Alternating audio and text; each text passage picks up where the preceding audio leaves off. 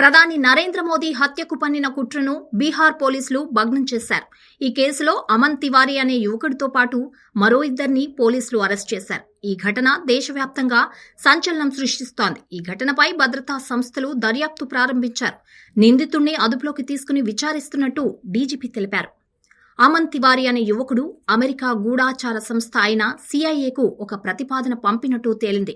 అందుకోసం భారీ మొత్తంలో డబ్బును డిమాండ్ చేస్తున్నట్టు దర్యాప్తులో వెల్లడైంది. ఈ కుట్రను అమలు చేయడానికి అమన్ 22 రోజుల టైం కోరాడు. ఈ సమాచారం అందిన వెంటనే నిఘా సంస్థలు స్థానిక పోలీసులను అప్రమత్తం చేశారు.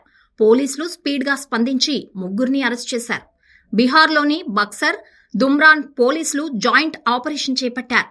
బక్సర్ జిల్లాలోని అమన్ తివారీ ఇంటిపై దాడి చేసి అరెస్ట్ చేశారు. అతని సమాచారం ఆధారంగా మరో ఇద్దరిని అరెస్ట్ చేశారు.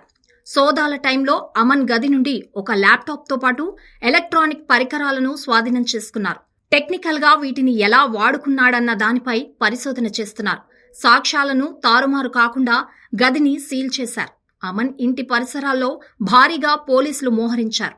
ఫోరెన్సిక్ దర్యాప్తు తర్వాత వివరాలు బయటపడే అవకాశం ఉంది. అమన్ తివారీకి నేర చరిత్ర ఉందని బీహార్ పోలీసుల దర్యాప్తులో వెల్లడైంది. 2022లో అతను కోల్కతా ఎయిర్పోర్ట్ ధ్వంసం చేయడానికి కుట్ర పన్నాడు. ఆ టైంలోనే అతను ఫారినర్స్తో సంబంధాలు పెట్టుకున్నాడు. కోల్కతా పోలీసులు అమన్ను వెంటనే అరెస్ట్ చేశారు. అప్పట్లో మైనర్ కావడంతో శిక్షల నుండి తప్పించుకున్నాడు. అమన్ పెద్దగా చదువుకోనప్పటికీ ఎక్కువగా ఇంటర్నెట్ వాడేవాడని తేలింది. ఎక్కువగా డబ్బు సంపాదించాలనే ఉద్దేశంతో ఈ కుట్రకు ప్లాన్ చేసినట్లు పోలీసులు అనుమానిస్తున్నారు. అమన్, అతని ఫ్రెండ్స్ మాత్రమే ప్రధాని మోదీ హత్యకు ప్లాన్ చేశారా?